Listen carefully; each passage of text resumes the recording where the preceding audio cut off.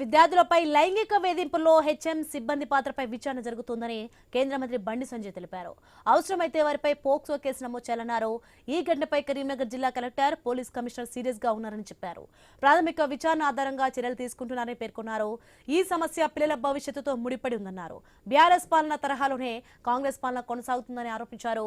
ఇకనైనా గురుకులాలు, హాస్టళ్లపై ప్రత్యేక శ్రద్ధ వహించాలని బండి సంజయ్ డిమాండ్ చేశారు. దీనిలో కనబడ్డాయి కాబట్టి హెడ్ మాస్టర్ కూడా సస్పెండ్ చేశారు. నేను సిపి గారితో కూడా మాట్లాడినా.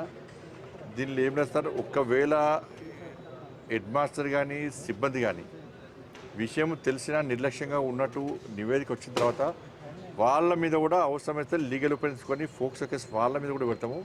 దీన్ని ఉపేక్షించే పరిస్థితి లేదని చెప్పి చెప్పడం జరిగింది. కాబట్టి అన్ని రకాల చర్యలు తీసుకుంటారు. కాబట్టి పిల్లల భవిష్యత్తుకు భరోసా ఇవ్వడానికి అధికారులు చర్యలు తీసుకోవాలి.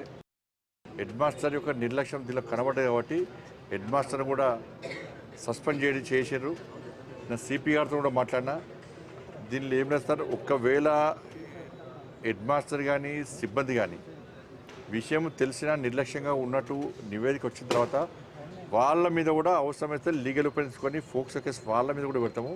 దీన్ని ఉపేక్షించే పరిస్థితి లేదని చెప్పి చెప్పడం జరిగింది. కాబట్టి అన్ని రకాల చర్యలు తీసుకుంటారు. కాబట్టి పిల్లల భవిష్యత్తుకు భరోసా ఇవ్వడానికి అధికారులు చర్యలు తీసుకోవాలి.